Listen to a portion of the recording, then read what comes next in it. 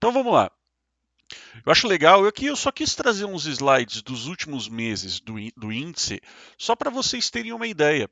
A gente está mantendo uma média de mais de 5 mil pontos no mês, no índice. Se vocês forem reparar, a gente está mantendo também a consistência no percentual 84, 86, 86, 81. Então, o que acontece? Quando a gente olha os nossos resultados, a gente percebe que está existindo o quê?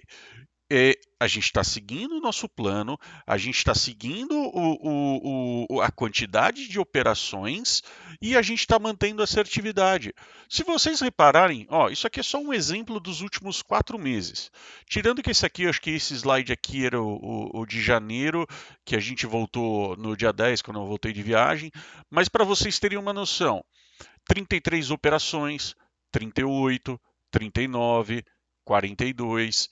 Ou seja, a gente não está girando. A gente não está um mês é 30 operações, outro mês é 90. Se vocês forem reparar, olha como a gente está sendo consistente, tanto em pontos, quanto em percentual de acerto, quanto em número de operações. Então, isso aqui é um ponto super importante para vocês se sentirem seguros. Continuando aqui, quando eu comecei a construir operacional, para tentar dar uma resumida, o que acontece?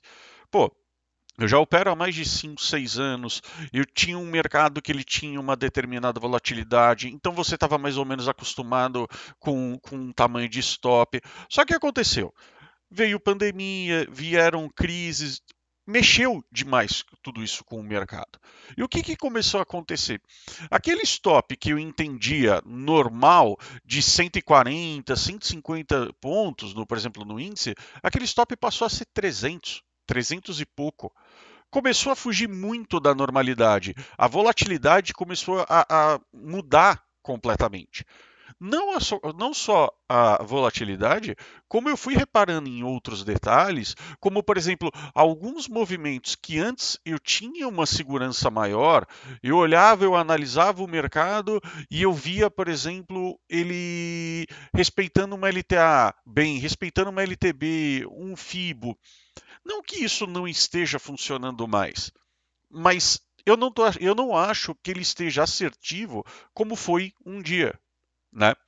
Então aí eu comecei a quebrar a cabeça.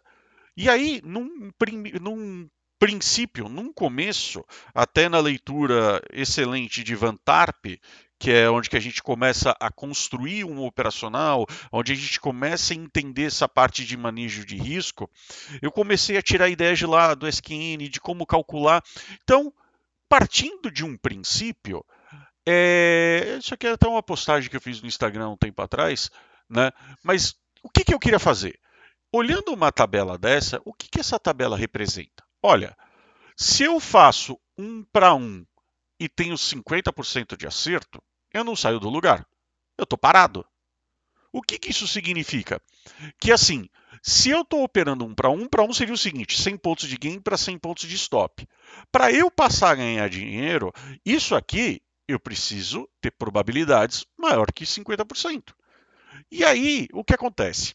Você começa a entender e a estudar essa parte de manejo de risco. O que eu parei para pensar? Eu falei assim: bom, beleza. O ideal é eu construir alguma lógica de operação onde eu consiga ter, por exemplo, um risco-retorno que me dê aqui, ó, 1 para 3, 1 para 5 ou para mais. Por quê? O que isso significa? Se eu estou fazendo 1 para 3 e eu acerto 50% das vezes, isso para mim já é lucrativo, que é aqui. Você falou, opa, então beleza. E aí você começa a partir de outras lógicas. Fala, bom, beleza, eu não quero acertar 50%. Como eu vou melhorar o meu trade system? Como eu vou melhorar a minha taxa de assertividade? Qual é a consequência disso? Eu preciso trabalhar com uma margem de segurança maior. E qual é a margem de segurança maior? É olhar a operação no lugar certo, com volume, com agressão ao meu favor, aonde todos os fatores estão de acordo com o que eu quero. E aí, qual que é a contrapartida? Quanto eu mais selecionar a operação, quanto eu mais filtrar, menos trades eu vou fazer. A consequência natural é, quanto mais eu filtro, menos operação eu tenho. E para mim, eu não tenho problema nenhum. Eu nunca fui de ficar girando no mercado fazendo toneladas de trade. Então isso para mim estava tranquilo. Então aí, a partir deste princípio, eu fui buscando esse objetivo aqui, que era conseguir chegar aqui, ó, nessa região. Qualquer coisa que eu chegasse aqui nessa região, eu já estava feliz. Quer fazer 1 para 3 com 50, 60, desculpa, 1 para 3 com 60, 70, 80% e por aí vai. Então o que eu fiz? Primeiro eu construí o planejamento do meu risco-retorno para daí ir para o meu operacional. E aí, o que acontece? Bom, beleza, eu quero chegar nisso. Só que aí eu tenho uma segunda questão, que é o seguinte: pô, como que, por exemplo, eu quero pegar uma operação, fazer 1 para 3, por exemplo, se o meu stop ali, por exemplo, num candle, o stop está, por exemplo, 300 pontos. Pô, se eu for fazer 1 para 3 com stop de 300 pontos, cara, eu tenho que fazer uma operação de 900 pontos. Pô, a média do mercado, a volatilidade do índice em média fica entre ali 1.500, 2.000, isso aí em médias, em dias normais. Cara, eu tenho que pegar, sei lá, chutando aqui, quase 60, quase 70% do range do mercado no meu trade, para ele ser lucrativo e eu respeitar a minha regra. Então aí eu cheguei nesse problema. Eu falei, caramba, tá, eu entendi a minha lógica de risco-retorno, eu entendi como eu quero trabalhar meu acerto, e aí eu percebi que eu falo assim, eu entendi como eu poderia ali colocar minhas camadas de segurança. Só que como que eu trabalho a volatilidade? Aí que foi o pulo do gato. Falei, bom, vou para o Renko. Por quê? Qual era a vantagem de ir para o Renko? O Renko me dá a previsibilidade do meu trade. Eu sei qual é o tamanho do meu box. Eu sei que eu estou trabalhando ali no 6R com 75 pontos de stop fixo. Né? Como eu cheguei no 6R como parâmetro, eles são dos 500, foram estudos, porque daí o que eu fiz? Eu comecei a jogar entre a lógica do que eu queria operar com o tamanho do box. E esse tamanho do box me dando um número de pontos de stop legal. Aí eu cheguei no 6R no índice e 4R no dólar. Mas o princípio de tudo começou aqui, no risco-retorno, depois pensando no renko para construir o operacional. E aí, uma coisa que eu quero que todo mundo entenda é o seguinte: eu não deixei de operar candle. Eu continuo fazendo a análise técnica clássica. Eu continuo fazendo meus estudos no mercado. Continuo fazendo LTA, LTB, continuo vendo consolidação, continuo fazendo triângulo expandido. Tudo isso não muda para mim. Isso daqui é essa estrutura do estudo. Eu sou da escola de análise técnica clássica. Tem gente que opera fluxo. Beleza. Tem gente que opera preço. O que é preço? O cara, ele está querendo ver um papel, ele olha aquele papel, ele historicamente ele sabe quanto que é o valor daquele papel, ele fala, eu vou comprar, que tá bom. Tranquilo, não tem problema. Tem gente que trabalha com fundamentos. Tranquilo, não tem problema. E aí a gente parte para o outro princípio. Uma coisa é qual é a escola que eu estou fazendo meus estudos? E outro lado é, beleza, como eu opero, como eu entro no trade. E aí também existem várias escolas. Por exemplo, tem gente que estuda Larry Williams. O que é Larry Williams? 9.1, 9.2, 9.3, ponto contínuo. Quem vai estudar a literatura de Larry Williams, o que vai enxergar quando estuda lá? Vai ver a mesma coisa que eu estudo aqui. É triângulo, é retração, LTA, LTB, pivô, reteste da cabeça do pivô. Tá tudo lá. Só que aí, qual é o método de quem estuda isso? É, por exemplo, entrar num 9.1, que tem todas as regrinhas de como configura o 9.1. Tem gente que opera, por exemplo, o Oliver Velez. Beleza, o que é o Oliver Velez? São o que ele chama de eventos, que acho que são 7. Tem lá bottom tail takeout, top tail takeout, tem o bottom tail, tem o top tail, tem o RBI e o GBI, que é o Red Bar Ignored, o Green Bar Ignored, e por aí vai. O que é Oliver Velez? A mesma coisa. Análise técnica clássica, com o estudo das figuras, só que como que entra na operação? Da mesma forma. Quer dizer, desculpa, como que entra na operação? Da forma que ele definiu, que são os eventos dele. E por aí vai. Quem estuda o Brooks, a mesma coisa. Como que entra no trade do Brooks? H1, H2, aí tem todas as técnicas. Até chegar ao deterrenco. O que é o deterrenco? É nada mais que análise técnica clássica, só que em vez de entrar por todas essas outras metodologias, a gente está entrando pela minha. O que eu estou vendo? Eu estou vendo a sinalização do trade lá no lugar certo. Estou fazendo os meus estudos e espero o trade no lugar certo. É isso que a gente faz. O que eu desenvolvi não é uma reinvenção da roda. Eu não inventei análise técnica. A teoria de Dow continua existindo. Todos os conceitos de, por exemplo, Alexander Elder, tudo continua existindo. Só que aí eu desenvolvi uma metodologia do quê? De gatilho. Como entrar numa operação. E galera, quem tiver dúvida, pode parar e perguntar, não tem problema nenhum. E aí, vocês já viram? Todo mês eu dou uma aula, eu reforço algum tema aí, coloco como bônus no projeto. Vocês viram que um tempo atrás a gente fez uma aula de Al Brooks, onde eu abordei ciclos de mercado. E vocês vão lembrar que eu sempre falei: olha, eu, Luiz, eu não gosto de operar rompimento. Então, o que eu fiz? Para o meu operacional, esse ciclo aqui, eu não opero. Eu não gosto. Tanto que vocês podem reparar, nenhum gatilho meu que eu desenvolvi no operacional, ele está atrelado a rompimento. Inclusive, quando ele dá rompimento, vocês podem reparar que eu falo, ó, galera, está num ciclo de rompimento e eu não vou fazer nada. Por quê? Porque não é isso que eu opero. E aí, a partir do. Por que eu não opero? Primeiro, porque eu, ao longo dos últimos tempos, eu comecei a ver muita falha de rompimento. Muito. Mesmo aquele rompimento clássico, rompeu com uma barra gigante, fora da consolidação, com volume, mesmo esses movimentos que tecnicamente eram corretos, estavam falhando. Então, eu deixei isso de lado. E aí eu fui parar para pensar em cada um desses ciclos de mercado de Brooks e comecei a pensar, pô, como eu posso operar canal estreito? Como eu posso operar canal amplo? E como eu posso operar consolidação. Então, quem conhece meu operacional, ou quem está conhecendo agora, vai perceber que cada um desses ciclos aqui, eu acabo tendo um gatilho para ele. Obviamente, continuando olhando análise técnica clássica. Se o mercado está perto de um topo, eu não vou comprar topo. E aí não importa se deu o sinal de compra. Ah, ele está perto de um fundo, pô, eu não vou vender fundo, não importa que deu sinal.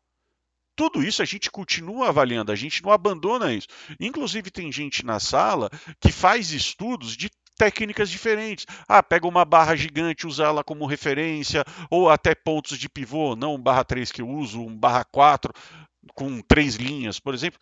Não tem problema. Se o estudo que você está fazendo da análise técnica está tendo confluência com o gatilho que eu criei, está tudo em ordem. E não tem problema algum. Né? Então, vamos lá. As premissas do operacional eu construí ele para seguir tendências. As operações contra a tendência eu quero em locais específicos. E esses locais específicos, do jeito que eu não criei interpretativo. Por exemplo, mas pô, o que é uma região, o que é um suporte, o que é uma resistência? Eu pego a sombra? Eu não pego a sombra? Eu pego uma determinada área, mas de que forma que eu faço? Não. Meu operacional vai dar essas entradas no ponto exato. Que ponto exato? Eu vou mostrar mais para frente, mas só para vocês entenderem é o seguinte: são pontos que não cabe interpretação. Qual é o fechamento do dia anterior? É um preço, é aquilo. Eu estou vendo, você está vendo, mês que vem você vai estar vendo. A informação é igual para todo mundo. Ele vai dar uma reversão, por exemplo, contra a tendência, ou uma reversão numa VWAP. A minha VWAP é igual à VWAP de todo mundo. E não tem problema. Por quê? Porque eu quero as operações no lugar certo, que eu não deixo aberto à interpretação. O que eu estou vendo é o que todo mundo está vendo, certo? Quero manter o risco de retorno de 1 para 3, que é o ideal, né? Obviamente, tem operações que, devido ao contexto de como ela está se armando, ela pode virar 1 para 4, 1 para 5 e por aí vai. Eu coloquei diversos filtros, justamente para a gente evitar os stops. Vocês podem ver por que meu operacional é tão lucrativo? Porque a gente toma pouco stop. Mas por que a gente toma pouco stop? Porque a gente opera pouco. A gente espera aquela operação onde tudo está correto. Vocês sabem, tem dias que, por exemplo, que nem hoje. Hoje, antes do almoço, eu já estava com a meta tranquilaça, mais de 800 pontos, excelente. Tem dias que eu vou conseguir pegar a operação umas 2 da tarde, 3. E até lá, eu não fiz nada. Por quê? Porque eu estou esperando todas as coisas estarem no lugar certo. Né? E isso ajuda muito também para aquelas pessoas que são ansiosas e fazem sempre overtrading. São aquelas pessoas que são desesperadas por clicar. Deu 11 horas da manhã, já não colocou 10 boletas no gráfico e já tá desesperado. E isso aí é um mal. Isso aí leva a ter prejuízos. E eu sei porque ao longo do tempo do projeto, várias pessoas vêm, conversam comigo e falam: pô, um dos problemas que eu tinha antes de te conhecer é exatamente essa situação do overtrading. Era tipo querer operar. Até vejo de vez em quando, e eu reparo na sala tudo, dias que tá mais amarrado, que eu tô falando, galera, eu não tô fazendo nada, não tô fazendo nada, aí eu vejo que um sai da sala, depois volta, pô, putz, eu fui lá insistir operar. Ó, cara, eu tô falando, o mercado está te mostrando. Se está naquela situação, não vale a pena. Então, continuando. Outras premissas básicas. Isso aqui é operar price action clássico. Isso não é um setup. Não é de forma alguma. Ah, quer dizer que apareceu o Renko roxo é venda? Não. Pera lá, qual que é o contexto do mercado? Ah, mas deu venda aqui no teu operacional. Sim, o operacional indicou que ali tinha uma possibilidade de venda, mas o que você está vendo lá no price action, o que você está vendo na análise técnica, está correto? É isso que importa. É quando uma coisa está com confluência na outra. Né? Que nem aquilo. Pô, não é todo martelo pela análise técnica clássica que eu vou comprar. Eu quero comprar um martelo numa retração. Eu não quero, por exemplo, no mercado fazendo topos e fundos ascendentes, quando ele faz a retração, eu quero ver um martelo. Eu não quero comprar um martelo com topos e fundos descendentes. A tendência é de baixa. Né? Aí eu também fiz a aplicação de triple screen de Alexander Elder e outro detalhe meu que eu fiz eu também fiz isso com MACD, fazendo sincronismos de tendência. Depois eu vou mostrar como. Então, como é o layout do operacional? Ele é composto por quê? Pelas VWAPs, Prior Coach, que é máxima, mínima, ajuste e fechamento, uma zona de proteção, que são os Keltners, você tem um Keltner em cima e um Keltner embaixo, uma nuvem de médias, porque o que acontece? Eu gosto de operar pullback. Pullback é o quê? Numa média, só que nesse caso aqui é uma nuvem. Uma média longa, que é essa amarela, e aí tem indicadores, alguns que eu uso todos os dias, e alguns que são opcionais para vocês utilizarem para ajudar vocês na leitura. Então, está tudo descrito aqui. Basicamente as linhas, né? Ó, vermelha aqui é a máxima do dia anterior, verde é a mínima do dia anterior, ajuste é a linha branca, fechamento é uma linha azul. Eu tenho aqui a nuvem de médias, a média longa, né? As VWAPs e também está em testes. A galera que me acompanha aí viu que eu implementei agora no código utilizar os pontos de pivô, né? Eu estou usando pontos de pivô que é o /3 com 2 linhas só. Mas vamos ver. A gente vai testando aí ao longo das próximas semanas e meses para evoluir o operacional como um todo. E eu sempre faço isso. Eu estou sempre tentando expandir ele para deixar ele cada vez melhor. Então, ó, Keltner, proteção. Aqui ele cria uma região de sobrecomprado. Então, se estiver perto do Keltner, eu não vou comprar. Muito pelo contrário. Essa região aqui, eu quero procurar venda. A mesma coisa aqui. Aqui é uma região que eu estou considerando como se fosse sobrevendida. O que eu quero que aconteça aqui? Eu quero procurar uma compra. Indicador de MACD clássico. Esse indicador de tape reading tem slide mais para frente que eu vou explicar ele em detalhe. Então vamos lá. Aqui tem até um indicador que é auxiliar que eu criei para vocês, que é o DT risco. Qual é a função desse indicador? Vocês podem reparar que eu não uso ele na minha tela, mas para quem às vezes tem um pouco de dificuldade de enxergar um alvo ou algum problema, que eu chamo problema, uma barreira no mercado que estiver perto ali, ele calcula para você. O que esse indicador ele faz? Ele pega, por exemplo, assim, se eu estou com um renco positivo, então, por exemplo, está aqui, está um renco positivo aqui, certo? O que ele vai fazer? Ele vai pegar esse preço, ou seja, o preço onde ele está, ele pode estar em formação, ele pode estar subindo e descendo ainda, não terminou ele.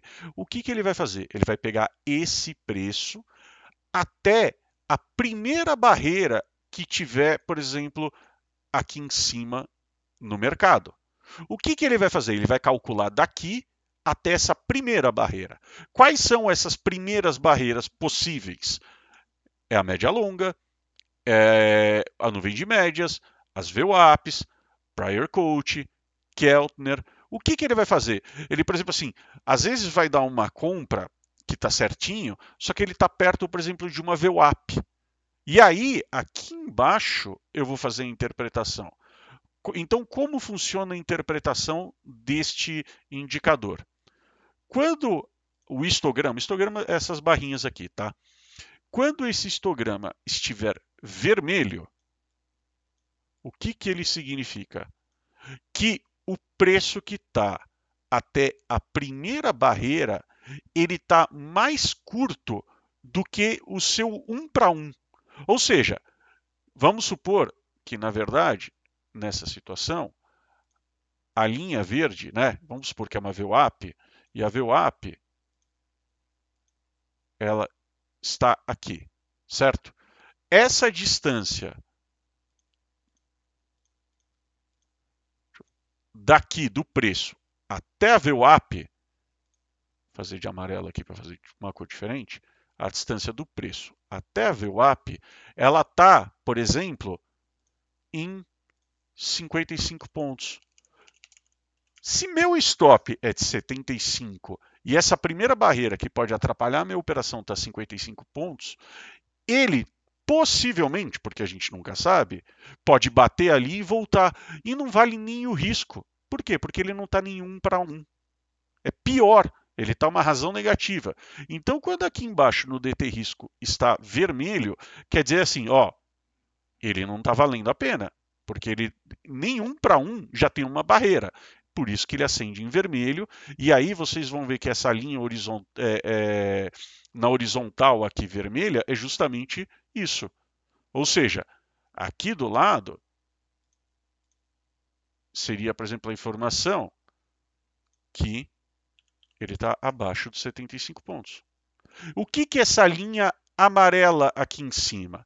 A linha amarela aqui em cima, que pode estar sei lá, a 150 pontos, vocês configuram, o que ele está falando? Olha, quando está amarelo, ele está pagando 1 para 1, só que ele ainda não atingiu o objetivo de fazer 1 para 2.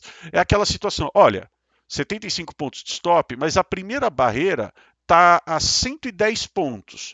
Pô, 110 pontos não está respeitando o meu risco retorno, mas pelo menos está maior que o meu stop, que seria o 1 para 1.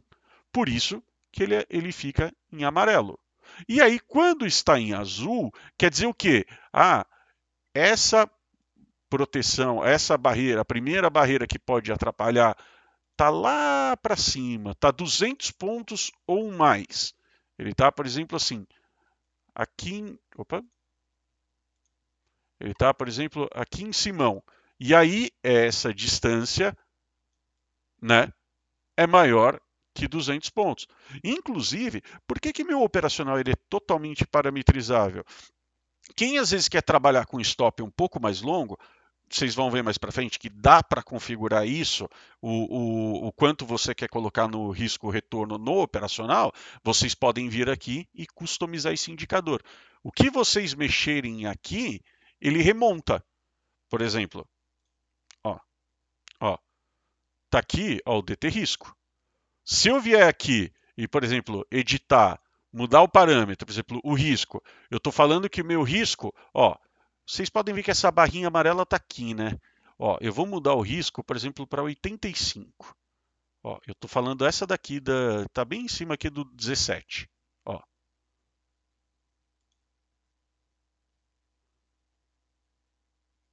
pronto, ficou vermelho. Por quê? Eu alterei o meu risco para 85, ou seja, eu estou aceitando tomar 85 pontos de stop, e aí o que acontece? A distância, vamos ver, é deste renco aqui até aqui, ó. Na verdade, daqui é esse, não, minto, é esse aqui, ó. Esse aqui e esse aqui, ó. É deste renco até a média amarela. Ó, tá a 77 pontos. Olha como ele está vermelho. Por quê? Porque eu mudei o meu risco para 85. Agora, se eu voltar para 75, que é o default que a gente usa, vamos lá ver. Olha aqui, ó, ficou amarelo. Por quê? Ele está bem pouquinho acima do 1 para 1. E olha como que ele é verdade. Ele está a 78 pontos. Então, quem quer mexer no operacional no risco retorno, pode parametrizar aqui, à vontade. Esse é um outro indicador que também ele é auxiliar. Que o que, que ele é? Ele é o DT Range. Para que ele serve? Às vezes, o mercado está tão amarrado, ele dá um sinal de reversão. O problema é o seguinte, para eu pegar uma reversão, qual é a natureza do mercado para eu pegar uma reversão que seja boa?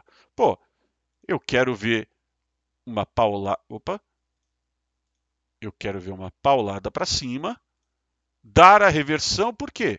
Porque possivelmente eu posso pegar uma paulada para baixo. Agora, se o mercado está amarrado, pequenininho, ele vai dar uma paulada para cima e dar uma reversão porque a volatilidade está super pequena, por exemplo, aqui não vai valer a pena, nesse cenário aqui. Então, para isso, eu criei o DT Range. Então, o que, que ele faz? Ele mede a volatilidade do mercado e, através aqui desse histograma, desse indicador, eu consigo ver quais são as boas entradas de reversão. Ó, vocês podem reparar que aqui ó, ele fez toda essa pernada de alta. Conforme essa pernada foi criando, ele foi mostrando a volatilidade aumentando. Então, o que, que eu quero ver? Eu quero pegar trades de reversão quando eu vejo esse histograma fazendo assim, ó, essas montanhas. Quanto mais alto, ele vai ficando mais escuro. Então seria o seguinte: quando está clarinho, não está legal. Esse azul intermediário, você fala, é até ok, e nesse estilo aqui é o ideal. Então, ó, olha por exemplo aqui essa operação de reversão. Quando eu olho aqui em cima no meu indicador de range, repara que ele está esse azulzinho claro. Por quê? Olha como o mercado está amarrado. Já por sua vez aqui ele desenvolve uma pancada, volta e dá o sinal de reversão. Olha já a diferença aqui.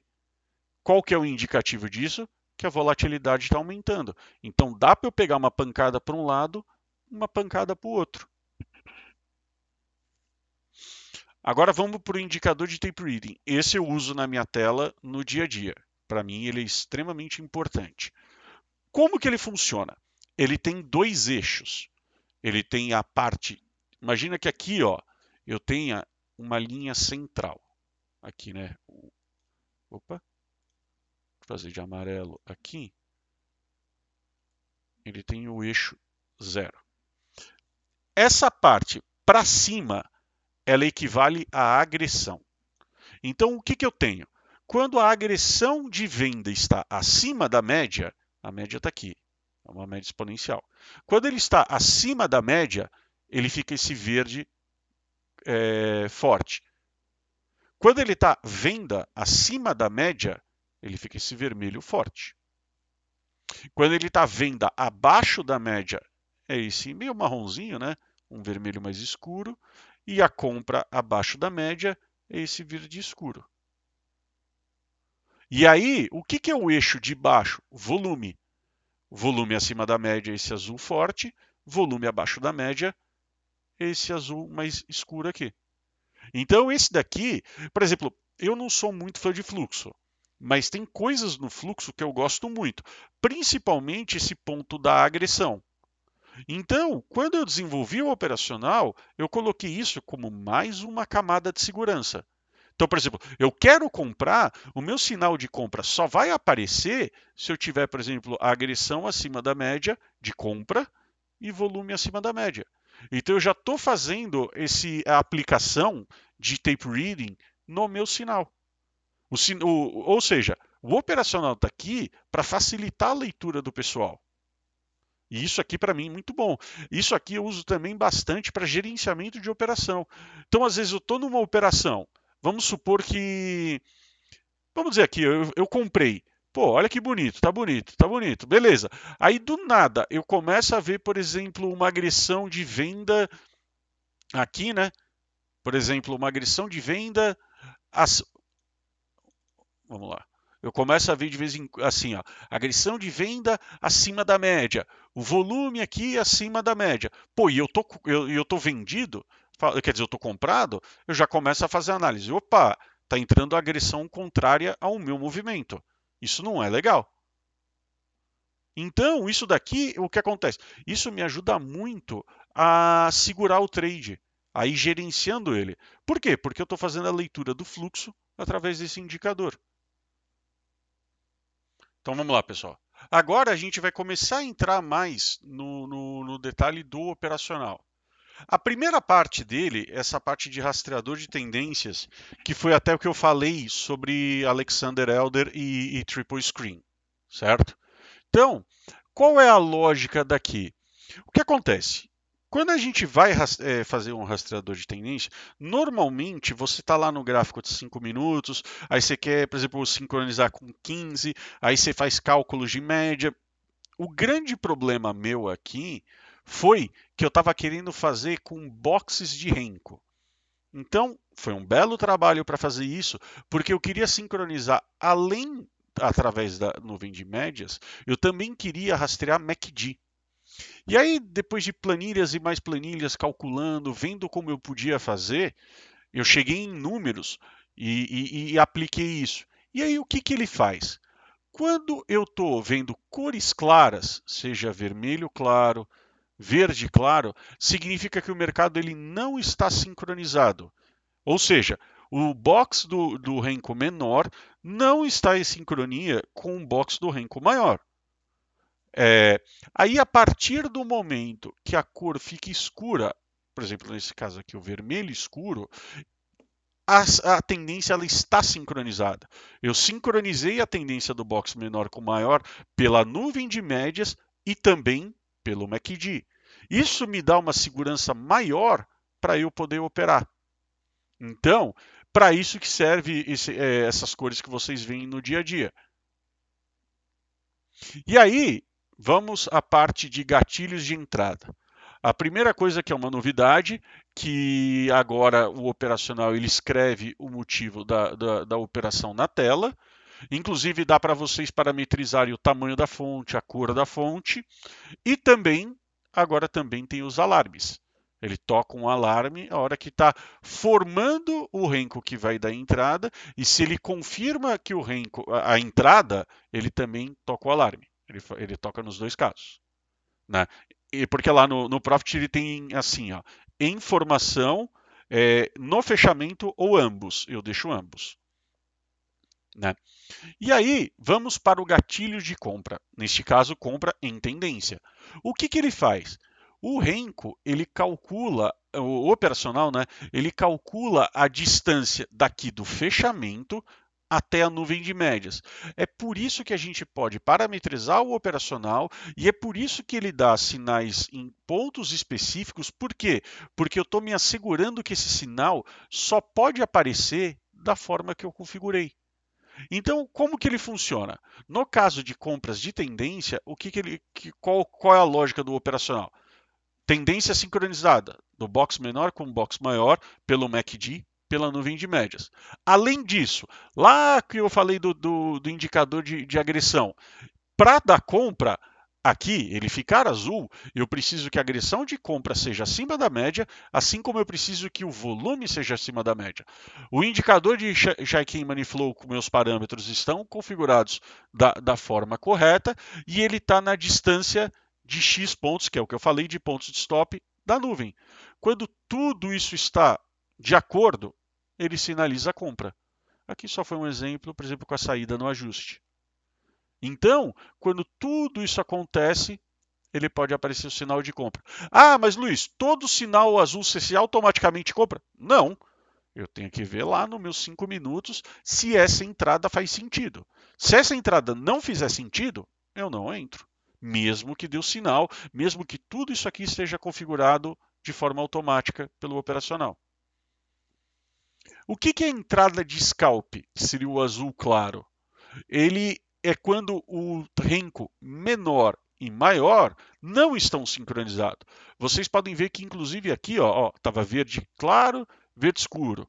Aí, ó, vermelho escuro, verde claro, verde escuro. Ele está quase virando quase fazendo o sincronismo de tendência. Mas nesse caso aqui, ele ainda não fez por completo. Então, o que ele deu? Ele deu sinal de compra, que é esse azul mais claro, que seria uma compra de scalp. Por quê? Porque assim, se efetivamente no box maior ele está numa outra tendência e eu estou num box menor, pode ser que no meu menor ele dê a compra, mas só seja uma correção no tempo no box maior e eu acabo sendo estopado. Então, esses detalhes a gente tem que tomar cuidado e prestar atenção para operar. Então, nesse caso, cor clara. Ah, mas em contrapartida, às vezes quando você pega, nesse caso, a compra de scalp azul claro, pode ser que você esteja pegando o início da tendência, porque a tendência maior está começando, ela estava vendida, por exemplo, ou indefinida, ela pode estar entrando para compra, a menor já está em compra, e você pega bem lá embaixo e pega toda a tendência. Então, essa é a lógica dos sinais de compra. Que nem eu falei, a gente pode alterar o risco. Quem olha lá no operacional vai reparar que ele tem lá essa possibilidade aqui, ó, distância média, que é justamente a quantos pontos eu quero que a operação aconteça da nuvem de médias. Nesse caso, 75, por quê? Hipoteticamente, ele deu uma compra. Deixa eu ver se eu acho uma compra aqui. Isso é FIBO venda. Outro FIBO venda. Ó, deu uma venda aqui. Tudo bem, a gente já vai falar de venda, mas ó, ele deu sinais de venda. Repara, ele está exatamente em cima da nuvem. Por quê? Porque o meu operacional, o stop é atrás do renco. Mas ele não é stop atrás do renco sem nada estar me protegendo. Alguma, por exemplo, nos sinais de compra e venda, o que vai estar me protegendo? A nuvem de médias. E aí, se eu altero lá, por exemplo, se eu alterar aqui o tamanho da distância, eu estou colocando mais ponto em risco, certo? Porque vamos supor que aqui, para o stop está aqui atrás. E aí, quem usa o DT risco, ajusta o DT risco. Por isso que o operacional ele é completamente configurável a seu gosto.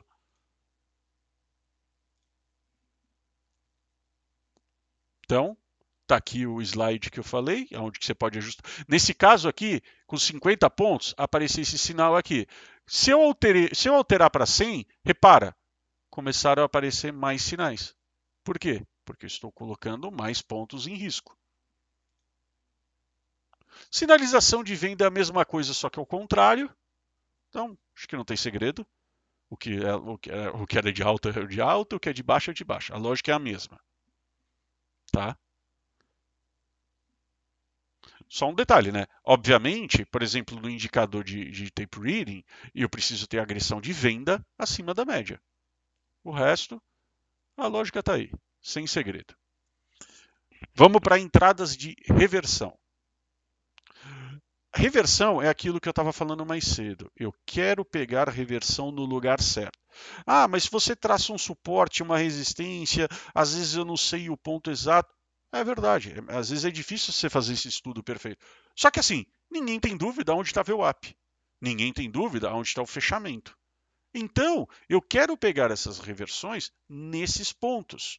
Então, o que, que eu fiz? Eu desenvolvi uma lógica que o sinal acontece no ponto correto, só que além disso, eu preciso que essa pernada, por exemplo, de alta aqui, eu tenha uma exaustão de compra, pelo IFR, pelo CCI, pelo Shaiken Money Flow, algumas outras coisas. Além disso, pô, se eu quero vender no momento que ele forma aqui no ponto correto, eu preciso que esse sinal tenha venda acima da média e também o volume acima da média. Então, quando eu tenho essa confluência desses 10 fatores, X fatores, tudo acontecendo, ele acende a venda. Só que isso quer dizer que obrigatoriamente eu entro nessa venda? Não. Eu estou de olho lá nos meus 5 minutos e vamos supor que esse sinal aconteceu aqui e aqui, por exemplo, hipoteticamente lá nos meus 5 minutos, passava uma grande LTB lá nos 5 minutos e aí ele deu esse sinal de venda aqui, maravilha. Aconteceu o sinal onde eu queria. Então é assim que funciona o gatilho de venda. Aonde pode acontecer, desculpa, o gatilho de reversão? Aonde ele pode acontecer? Nos principais pontos que eu defini, que aí é máxima, mínima, ajuste e fechamento, Keltners, média longa, VWAPs, diária, semanal e mensal, está tudo descrito aí. Então, veio aqui, deu todos os parâmetros, acendeu laranja, é venda. A mesma coisa a compra. Nesse exemplo, ó, paulada para baixo, essa daqui é a mínima do dia anterior. Veio aqui, porque assim, esses pontos são pontos aonde os big players vão brigar. E eu quero estar junto com esses big players. Então, por exemplo, quando vai bater na mínima do dia seguinte, quem está posicionado vai defender aqui. E aí, todos esses fatores, eles tiveram a confluência de acontecer, eu vou entrar na compra. Então, é assim que funciona. Recentemente, eu adicionei no operacional o pivô, ou seja, todos aqueles fatores que a gente estava conversando, só que assim, tinha máxima, mínima, VWAPs, Keltner, etc, etc, etc. Eu decidi implementar pontos de pivô, que é o que está em análise, que ele acaba sendo esse cinzinho aqui. Então veio aqui, bateu num ponto de pivô, compra. Isso foi uma compra no dólar esses dias. Ó, baita trade. Então agora tem pontos de pivô também implementado no operacional. Aqui é a mesma coisa. A gente pode ajustar risco em relação à reversão. Ó. Por exemplo, o risco 100, aqui está laranja. Aqui, por exemplo, o risco 50, a distância daqui até o Keltner está mais de 50 pontos. Então ele não acende. Então, por isso que às vezes vocês vêm na sala eu falando, eu preciso de mais um rinco de alta para chegar ali, porque se der a reversão agora, ele não vai respeitar o risco retorno. Por quê? Porque ele vai estar a distância maior do que eu defini e eu não vou entrar na operação, mesmo sabendo que ali é uma possível entrada.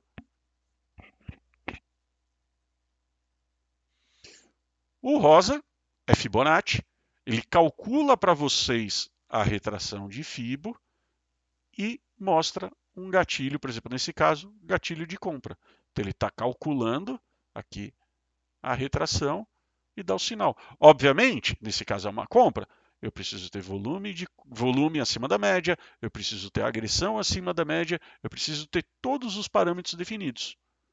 Aí ele dá a entrada de Fibo. Ó, exemplo de venda. Ó, obviamente, isso aqui eu só tracei o FIBO aqui para vocês entenderem como ele calcula certinho. Ele não faz um FIBO automático na tela, mas só para vocês terem referência. Ó.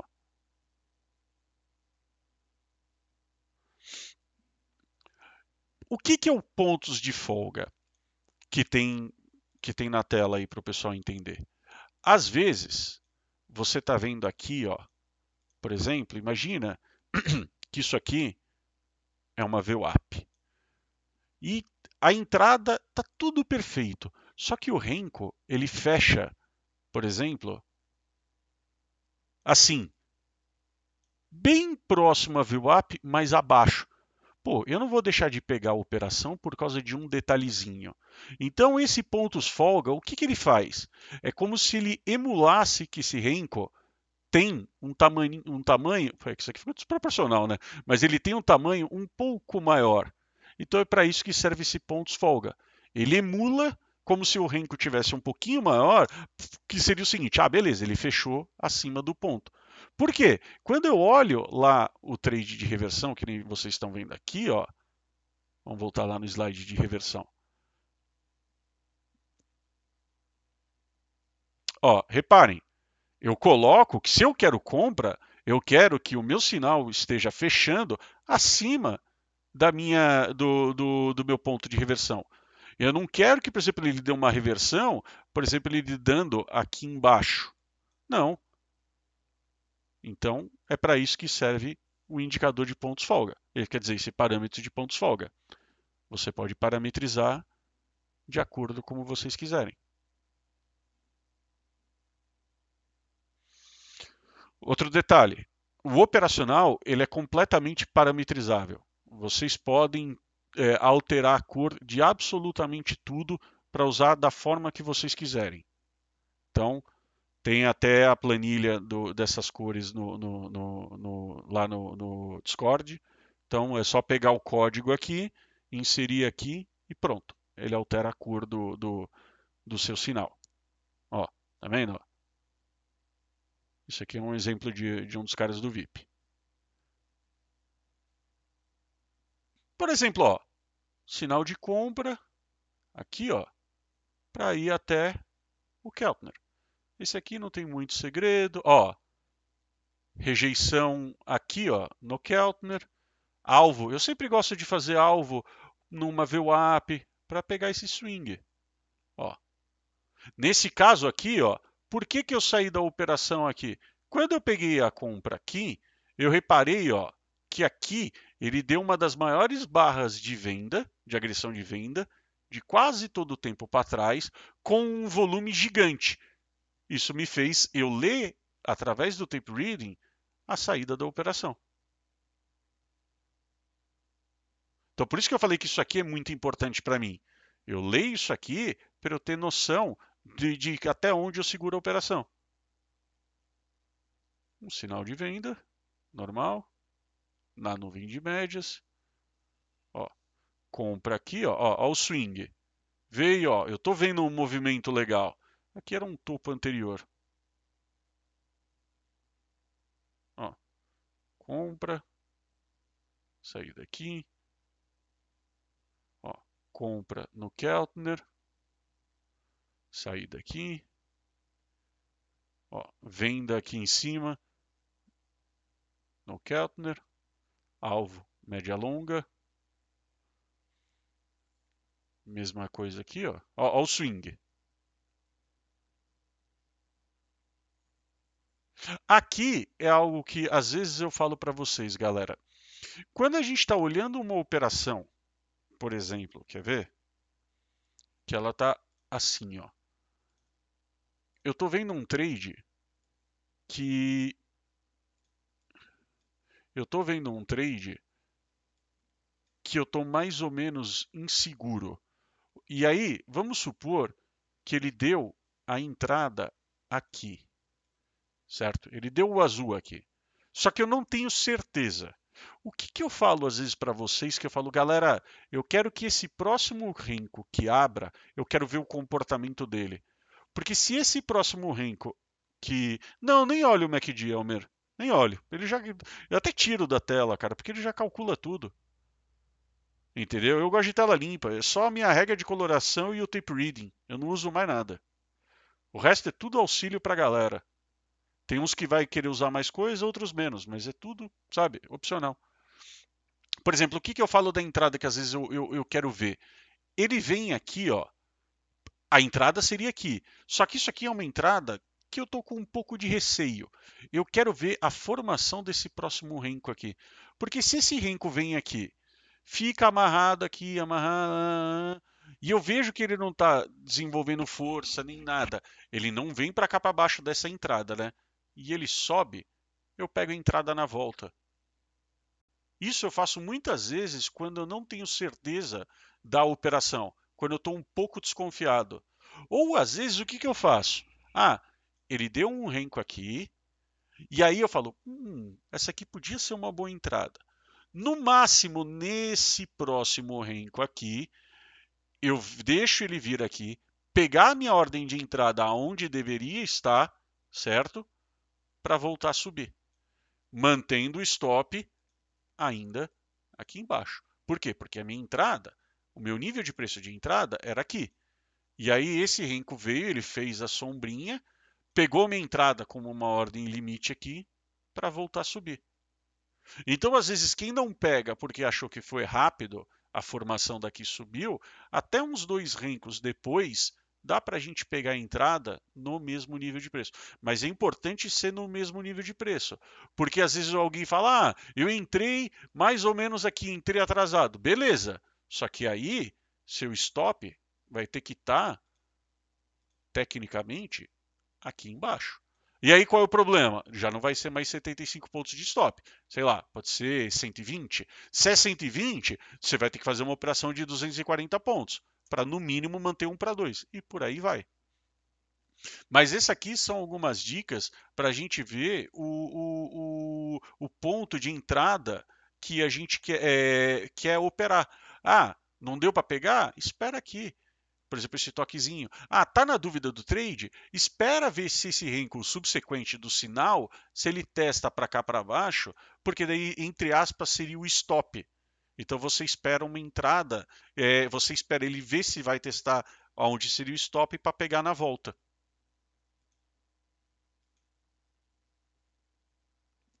Ó, vocês podem reparar,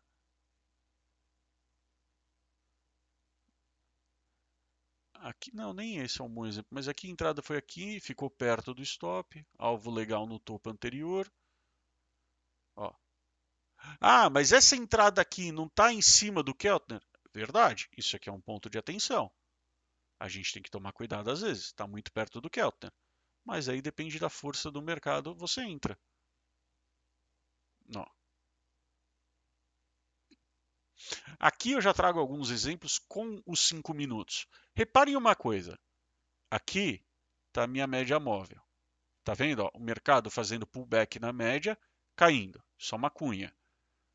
Faz aqui, isso aqui já é mais uma bandeira, bate na média móvel, cai. Então, eu estou vendo que ele está fazendo cunha, bandeira na média móvel.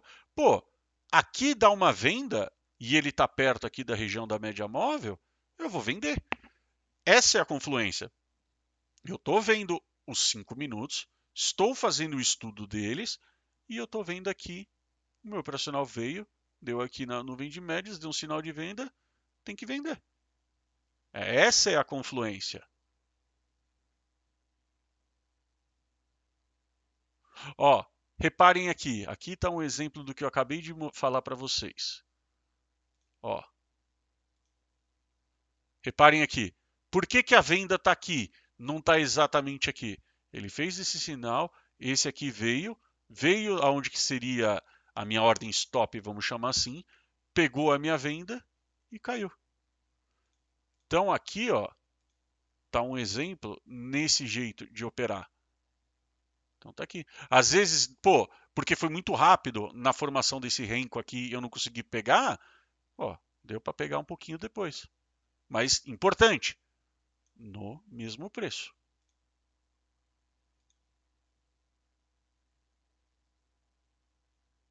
Então, mais exemplos, ó. Ó. Não peguei esse primeiro. Às vezes, quando ele dá sinais subsequentes do mesmo estilo, vai te dando mais força na operação. Por que que saiu daqui? Pô, por dois motivos. Primeiro, porque deu uma reversão. E segundo, que ó, olha essa agressão de venda aqui embaixo. Tá vendo? Então eu tô vendo, eu tô comprado. Ele dá exaustão e dá essa pancada de agressão. Eu saí do trade. Ó, olha aqui, ó. A entrada foi na sombra desse aqui, ó. Provavelmente o que ele fez? Deu a entrada, subiu, a hora que ele desceu, pegou meu trade para cair. Ó, nesse caso aqui, ó, opa, ó, reparem aqui, ó, ele fez aqui, voltou, eu peguei aqui, ó, porque eu estou no mesmo preço para subir. Mas por quê? Porque eu estou acreditando nesse movimento. Ó, tá vendo? Ó, a ordem está aqui. A entrada, teoricamente, seria aqui. Mas ó, ele mal desenvolveu, ainda me dá a oportunidade de entrar. Ó, mais um exemplo aqui. Ó, esse aqui entrada normal. Normal. Ó os 5 minutos aqui. Caiu, veio até a região do ajuste. Ó o pontos folga funcionando aqui. Reparem que esse candle laranja, ele não fechou acima do ajuste. Ele fechou abaixo. Só que naquele negócio de emular o Renko um pouquinho maior, é como se ele tivesse fechado acima. Então, ó, sinal de compra aqui. Só que por que essa compra era legal? Se vocês repararem, aqui, essa linha pontilhada é o ajuste. O que estava fazendo aqui? Sobe, rompeu aqui. Opa, vamos lá. Rompeu a LTA, faz retração do fundo até o topo. Está aqui a retração de Fibo. Estou aqui no último nível de Fibo da retração, em cima do ajuste, e eu começo a ver, por exemplo, até um martelinho, alguma coisinha assim, meio mequetrefe aqui, em cima do ajuste. Pô, eu posso tentar pegar uma compra para saída aqui na minha média móvel de 20. Então, fez a compra daqui até a média móvel de 20. Isso aqui deu 8 pontos no dólar. Isso aqui é suficiente para pagar 1 para 2.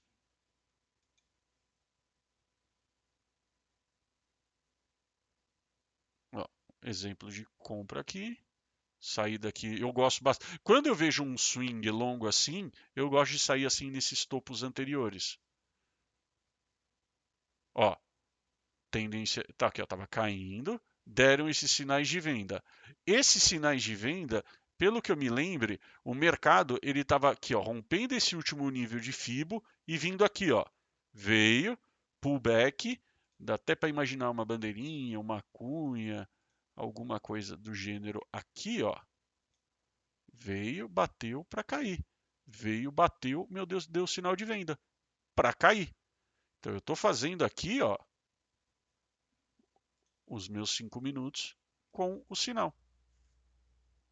Ó, rejeição da máxima do dia anterior, que está aqui, a linha vermelha.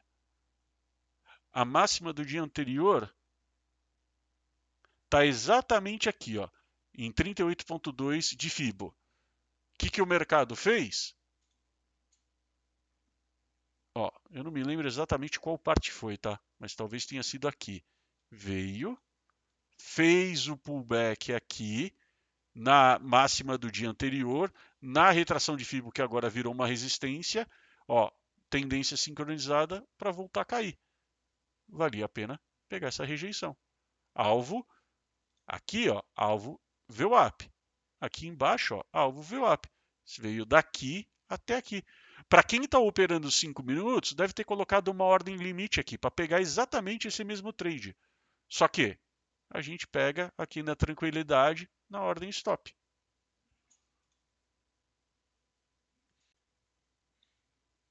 Então, mais alguns exemplos aí de operações. Acho legal para todo mundo ver a lógica de como é feito. Ó. Consolidaçãozinha, que até tinha range para operar. Mais alguns exemplos aí que acho bom ficar para a galera poder estudar. Então é isso, galera. Quem tiver dúvidas aí sobre o operacional, deixe os comentários aí. O link está na descrição. Todo mundo tem um mês aí para ver isso aqui no dia a dia, o operacional na prática, ficar lá na sala comigo. Então é isso aí, galera. Beleza, gente? Valeu!